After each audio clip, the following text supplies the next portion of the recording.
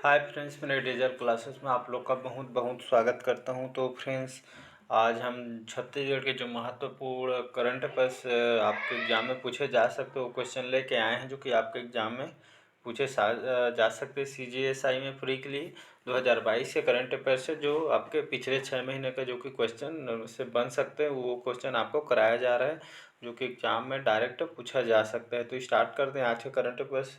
तो का दो दो पार्ट डल चुका है करंट अफेयर्स के, उसको भी जाकर देख सकते हैं। सभी क्वेश्चन इंपॉर्टेंट है आपके लिए। तो पिछले 6 महीने के करंट अफेयर्स कवर कराया गया है। नेशनल इंटरनेशनल का तो अपलोड हो चुका है 6 मंथ का। ये आपका छत्तीसगढ़ के। तो स्टार्ट करते हैं आज के क्वेश्चन। तो राजधानी रायपुर में राष्ट्रीय जनजाति साहित्य महोत्सव कब से प्रारंभ होगा? तो 18 अप्रैल, 19 अप्रैल, 22 अप्रैल, 1 मई। तो राजधानी रायपुर में जो राष्ट्रीय जनजाति साहित्य महोत्सव कब से प्रारंभ किया गया था? तो 19 अप्रैल से किया गया था। तो राजधानी रायपुर में राष्ट्रीय जनजाति साहित्य महोत्सव 19 अप्रैल से प्रारंभ जो कि किया गया था। इसमें आदिवासी महोत्सव, साहित्य, जीवन और कला के जो कि मनबा के जुटने वाले जो कि यहाँ पे कला का जो कि यहाँ पे बताया गया था। और मुख्यमंत्री भूपेश बघेल रायपुर के दीनदयाल उपाध्याय ऑडिटोरियम में इसका उद्घाटन करने वाले हैं। अब महोत्सव का समापन 21 अप्रैल को होगा, जो कि अप्रैल में इसका आयोजन किया गया था। तो 21 अप्रैल को जो कि किया गया था। स्टार्ट इसका 19 अप्रैल को किया गया था। याद रखिएगा, 19 अप्रैल को स्टार्ट किया गया था। इसका जो समापन दिवस था 21 अप्रैल को इसको समापन किया गया था, तो याद रखिएगा। और जो यहाँ पे जो मुख्यमंत्री भूपेश बघेल जो कि रायपुर के जो दीनदयाल उपाध्याय ऑडिटोरियम में इसका उद्घाटन किए थे, इस जगह भी याद रखिएगा। अगला क्वेश्चन हमारा, प्रदेश में वर्ष 2022-23 में कृषि बजट के लिए कितने रुपये राशि रखी गई है? 10,000 करोड़, 15,000 करोड़ रुपये या 20,405 करोड़ रुपये? चौथा है इनमें से कोई नहीं, तो इसका थर्ड ऑप्शन सही हो जाएगा। टोटल 20,405 करोड़ रुपये जो कि प्रदेश में वर्ष जो कि 2022-23 में कृषि बजट के लिए जो कि आपके 20,405 करोड़ रुपये जो कि इतना आपका राशि रखी गई है। याद रखिएगा, 2022-23 में कृषि बजट है, याद रखिएगा। थर्ड ऑप्शन इसका सही हो जाएगा। तो मुख्यमंत्री ने लोकवाणी की 28वीं जो कड़ी में इन विषयों पर चर्चा इन्होंने की है। और लोकवाणी में यह कड़ी नवा छत्तीसगढ़ नवा बजट पर केंद्रित इन्होंने किए थे। तो याद रखिए, जो बजट 2022-23 के लिए तो इसको राखिए, कृषि बजट है, याद रखिएगा। क्वेश्चन आ सकता है।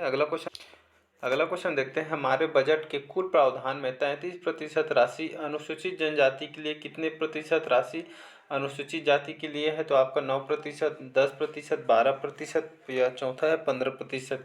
तो इसका थर्ड ऑप्शन सही हो जाएगा, 12%। तो हमारे बजट के कुल प्रावधान में 33% राशि अनुसूचित जनजाति के लिए और लगभग 12% जो कि राशि अनुसूचित जाति के लिए यहाँ पे बताई गई है। तो याद रखिएगा, 12% आपका अनुसूचित, 33% जो अनुसूचित जनजाति के लिए है। तो यहाँ पे मुख्यमंत्री ने कहा कि हमारे प्रदेश में अनुसूचित जनजाति और अनुसूचित जाति की आबादी लगभग 45% है। और हमारे बजट के कुल प्रावधानों में 33% राशि अनुसूचित जाति के लिए और 12% राशि अनुसूचित जाति के लिए जो कि रखी गई है। याद रखिए, क्वेश्चन आ सकते हैं, इंपॉर्टेंट है। अगला क्वेश्चन हमारा, प्रदेश में वर्ष 2021-22 में सकल वित्तीय घाटा कितना करोड़ था? तो 8 करोड़, 10 करोड़, 15,257 करोड़ या चौथा है 20 करोड़ रुपये। तो 2021-22 में जो सकल वित्तीय घाटा कितना करोड़ रुपये था? तो 15,257 करोड़ रुपये जो कि 2021-22 में जो कि सकल वित्तीय घाटा इतना करोड़ था। 15,257 करोड़, याद रखिएगा। तो वर्ष 2021-22 में सकल वित्तीय घाटा 15,257 करोड़ था। और वर्ष 2022-23 के लिए इससे कम करते हुए 14,600 करोड़ अनुमानित रखा गया। ये अनुमानित है, 14,600 करोड़ रुपये जो कि अनुमानित रखा गया इसको।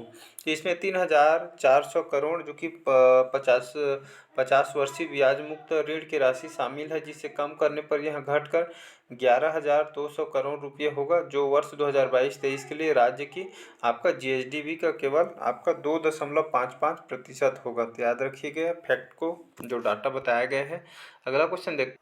अगला क्वेश्चन हमारा, प्रदेश में राजीव गांधी किसान न्याय योजना के लिए इस बार कितने रुपये का प्रावधान रखा गया है? तो 3 करोड़, 4 करोड़ रुपये या 6,000 करोड़ रुपये या आपका चौथा ही इनमें से कोई नहीं। इसका थर्ड ऑप्शन सही हो जाएगा, 6,000 करोड़ रुपये।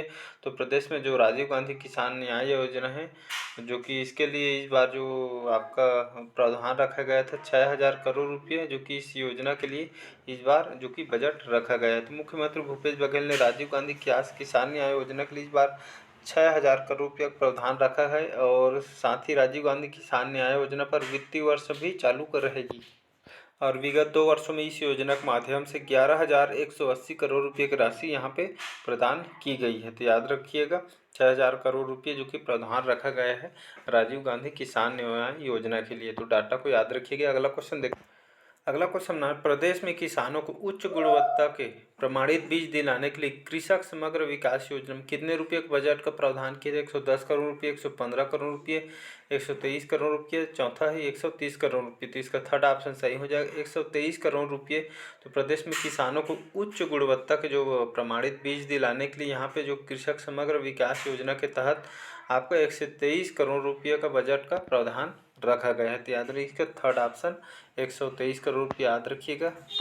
तो यहाँ पे गन्ना के लिए न्यूनतम समर्थन मूल्य 271 से बढ़ाकर 355 प्रति क्विंटल किया गया बढ़ाकर, और किसानों को उच्च गुणवत्ता के प्रमाणित बीज दिलाने के लिए कृषक समग्र विकास योजना में 123 करोड़ रुपये बजट का प्रावधान रखा गया है और चिराग परियोजना के लिए 200 करोड़ रुपये का बजट का प्रावधान किया गया है और फसल बीमा योजना के लिए 575 करोड़ रुपये का प्रावधान तथा खाद्य सुरक्षा मिशन ड्रिप और स्प्रिंकलर जो कि कृषि उपकरणों के लिए 470 करोड़ रुपये का प्रावधान किया गया है। तो डाटा को याद रखिएगा।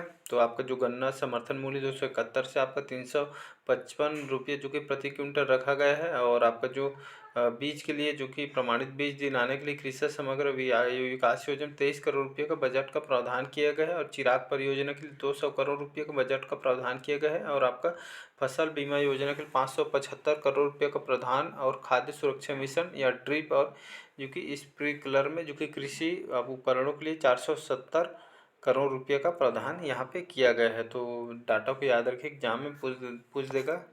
अगला क्वेश्चन देखते हैं। अगला क्वेश्चन हमारा, छत्तीसगढ़ सरकार ने विधायक निधि की राशि 2 करोड़ से बढ़ाकर कितनी कर दी गई है? तो 3 करोड़, 4 करोड़, 5 करोड़ या 6 करोड़। तो छत्तीसगढ़ सरकार ने विधायक निधि की राशि 2 करोड़ से बढ़ाकर 4 करोड़ कर दी गई है। तो यहाँ पे डेटा को याद रखिए, पहले 2 करोड़ था, अब उसको बढ़ाकर 4 करोड़ कर दी गई है। तो विधायक निधि की राशि 2 करोड़ से बढ़ाकर 4 करोड़ कर दी गई है। जिला पंचायत अध्यक्षक महोदय 15,000 से 25,000 और आपका जिला उपाध्यक्ष को मानदेय जो 10,000 देते थे बढ़ाकर इसको 15,000 रुपये और जिला सदस्यों को मानदेय 6,000 से बढ़ाकर आपका 10,000 प्रति माह कर दिया गया है और इसमें जनपद पंचायतों का अध्यक्ष मानदेय 6,000 से बढ़ाकर इसको 10,000 कर दिया गया है और इसके बाद जो जनपद पंचायत उपाध्यक्ष को जो मानदेय जो 4,000 रुपये देते थे उनको 6,000, जनपद पंचायत सदस्यों का मानदेय 1,000 से 500 से बढ़ाकर आपका 5,000 प्रति माह किया गया है। इसके बाद सरपंचों को जो भत्ता 2,000 से बढ़ाकर यहाँ पे 4,000 और पंचों को जो भत्ता 200 मिलता था उसको बढ़ाकर 500 प्रति माह किया गया है। तो इस सब डाटा को याद रखिएगा।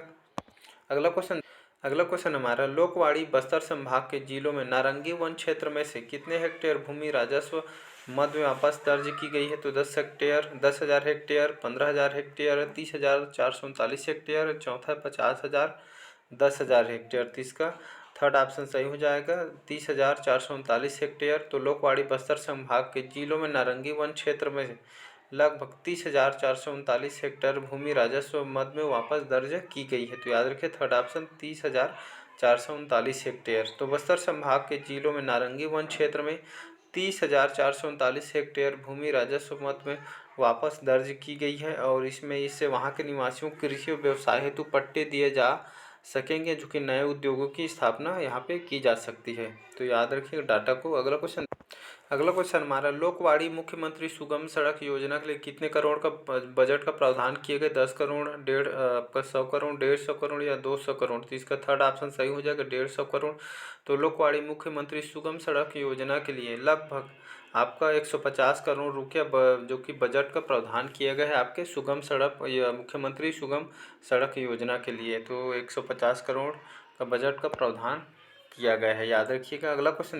अगला क्वेश्चन है, अप्रैल 2022 में पीएम नरेंद्र मोदी कहां पर हनुमान जी की 108 फीट ऊंची प्रतिमा का अनावरण किया गया है? तो छत्तीसगढ़, मध्य प्रदेश, मोरबी, गुजरात, महाराष्ट्र। तो इसका थर्ड ऑप्शन सही हो जाएगा, मोरबी, जो आपके गुजरात में है। तो यहाँ पे अप्रैल 2022 में पीएम नरेंद्र मोदी जी ने यहाँ पर हनुमान जी की 108 फीट ऊंची प्रतिमा का यहाँ पे अनावरण किया गया है। तो कहाँ पे? तो आपके गुजरात के मोरबी जगह में 108 फीट ऊंची प्रतिमा का अनावरण किया गया हनुमान जी का। तो 16 अप्रैल को हनुमान जी जयंती के अवसर पर मोरबी, गुजरात में 108 फीट ऊंची प्रतिमा का अनावरण, जो कि आपके हमारे प्राइम मिनिस्टर नरेंद्र मोदी द्वारा इसका अनावरण किया गया है। अगला क्वेश्चन है, किस देश की सेना ने दुनिया के पहले ऊर्जा आधारित हथियार Iron Beam laser missile defence system का सफल परीक्षण किया है? तो इजराइल, ऑस्ट्रेलिया, टर्की, चीन। तो हाल ही में इजराइल सेना ने दुनिया के पहले ऊर्जा आधारित हथियार Iron Beam laser missile defence system का सफल परीक्षण किया है। और साथ ही इस मिसाइल डिफेंस सिस्टम को आयरन बीम लेजर, जो कि इंस्पेक्शन का नाम दिया गया है नाम को, यह दुनिया की पहली ऊर्जा आधारित हथियार प्रणाली है। इजराइल के प्रधानमंत्री, जो कि नप्ताली बेनेट हैं, इजराइल ने इस मिसाइल रोधी प्रणाली को 2024 तक तैनात करने का योजना भी बना रखी है। इजराइल दुनिया के एकमात्र यहूदी राष्ट्र भी है, याद रखिएगा इजराइल के बारे में। अगला क्वेश्चन है, पुरुषों का 71वीं सीनियर राष्ट्रीय बास्केटबॉल चैंपियनशिप का खिताब किसने जीता? तो तमिलनाडु, छत्तीसगढ़, उड़ीसा, आंध्र प्रदेश।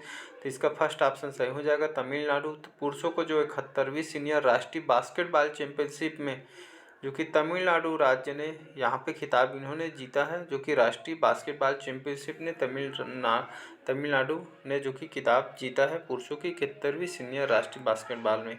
तो इसका फर्स्ट ऑप्शन तमिलनाडु हो जाएगा। तो पुरुषों को 71वीं सीनियर राष्ट्रीय बास्केटबॉल चैंपियनशिप की खिताब तमिलनाडु ने जीता है, जो कि पंजाब को हराकर जीता है। तो पुरुष वर्ग उपविजेता पंजाब है, याद रखिएगा। महिला वर्ग में रेलवे ने तेलंगाना को हराकर 17वीं सीनियर राष्ट्रीय बास्केटबॉल चैंपियनशिप जीता है। तो महिला वर्ग में रेलवे ने तेलंगाना को हराकर 17वीं जो कि सीनियर राष्ट्रीय बास्केटबॉल चैंपियनशिप जीता है। तो याद रखिएगा तमिलनाडु को।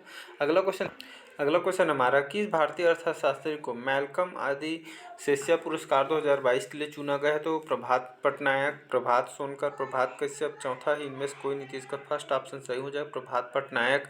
तो इस भारतीय अर्थशास्त्री को, जो कि मैल्कम आदिसेसिया पुरस्कार 2022 के लिए चुना गया है, प्रभात पटनायक जी, जो कि एक अर्थशास्त्री, जिनको वेलकम आदिसेसिया पुरस्कार 2022 के लिए चुना गया है। तो यह पुरस्कार प्रतिवर्ष मैल्कम और एलिजाबेथ आदिसेसिया ट्रस्ट द्वारा उत्कृष्ट सामाजिक वैज्ञानिक को दिया जाता है। और इस पुरस्कार में एक प्रशस्ति पत्र और 2 लाख की भी राशि पुरस्कार दी जाती है, साथ ही 2 लाख की पुरस्कार भी दी जाती है। और किन से ट्रस्ट से? मैल्कम एलिजाबेथ आदिसेसिया ट्रस्ट के द्वारा यह राशि दिया जाता है। तो किसको मिला है? प्रभात पटनायक जी, जो कि एक अर्थशास्त्री हैं। तो इनको मैल्कम आदिसेसिया पुरस्कार 2022 के लिए चुना गया है। तो इसका फर्स्ट ऑप्शन प्रभात पटनायक जी, याद रखिएगा नाम को। अगला क्वेश्चन हमारा, हाल ही में राष्ट्रीय अल्पसंख्यक आयोग के प्रमुख के रूप में किसे नियुक्त किया गया? तो इकबाल सिंह लालपुरा, मनोज जुनेजा, मनोज कश्यप, अमरिंदर कौर। तो इसका फर्स्ट ऑप्शन सही हो जाए, इकबाल सिंह लालपुरा। तो हाल ही में इनको राष्ट्रीय अल्पसंख्यक आयोग के प्रमुख के रूप में इनको नियुक्त किया गया है। तो इकबाल सिंह लालपुरा, याद रखिए नाम को। तो इनको राष्ट्रीय अल्पसंख्यक आयोग के प्रमुख के रूप में इनको नियुक्त किया गया है। तो पूर्व IPS अधिकारी रह चुके इकबाल सिंह लालपुरा को एक बार फिर राष्ट्रीय अल्पसंख्यक आयोग का अध्यक्ष इनको बनाया गया है। अगला क्वेश्चन हमारा, हाल ही में ICC क्रिकेट समिति के सदस्य बोर्ड प्रतिनिधि के रूप में किसे नियुक्त किया? तो जय शाह, राहुल द्रविड़, सुनील गावस्कर, चौथा है इनमें से कोई नहीं। तो हाल ही में जो जय शाह हैं, जय शाह, तो इनको ICC क्रिकेट समिति के सदस्य बोर्ड प्रतिनिधि के रूप में इनको चुना गया है। जय शाह, जो कि आपके अमित शाह, जो हमारे गृह मंत्री, इनके बेटे हैं जय शाह। तो इनको ICC क्रिकेट समिति के सदस्य बोर्ड प्रतिनिधि के रूप में इनको नियुक्त किया गया है, जय शाह। तो याद रखिए जय शाह को ICC क्रिकेट समिति में शामिल किया गया है। इस जय शाह पहली बार इस समिति के हिस्सा बने हैं और ऐसे में इस तरह की संभावना है कि वह अपने आने वाले समय में ICC के मुखिया बन सकते हैं। और जय शाह ICC क्रिकेट समिति के नए शामिल लोगों में से एक भी हैं। और इसमें श्रीलंका के पूर्व कप्तान महिला जयवर्धने को पूर्व खिलाड़ी के रूप में उनको फिर से नियुक्त किया गया है। तो याद रखिएगा जिनको ICC क्रिकेट समिति के सदस्य बोर्ड इनको प्रतिनिधि के रूप में नियुक्त किया है जय शाह को। तो इसका फर्स्ट ऑप्शन सही हो जाएगा। तो ये थे छत्तीसगढ़ के कुछ महत्वपूर्ण करंट अफेयर जो आपके एग्जाम पे बेस पे पूछे जा सकते हैं क्वेश्चन को। तो अच्छा लगे चैनल को लाइक सब्सक्राइब कमेंट कीजिए और ज़रूरतमंदों तक शेयर कीजिए ताकि उन लोग भी इसका बेनिफिट उठा पाएँ। तो ज़्यादा से ज़्यादा टाइम लगाइए पढ़ाई में, क्योंकि एग्ज़ाम आपका पास में है, तो इसलिए पढ़ाई में टाइम दीजिएगा। तो चलिए मिलते हैं नेक्स्ट पार्ट में। बस आज के लिए इतना ही। अच्छा लगे चैनल को लाइक सब्सक्राइब कमेंट कीजिए। तो चलिए बस आज के लिए इतना ही। Thank you.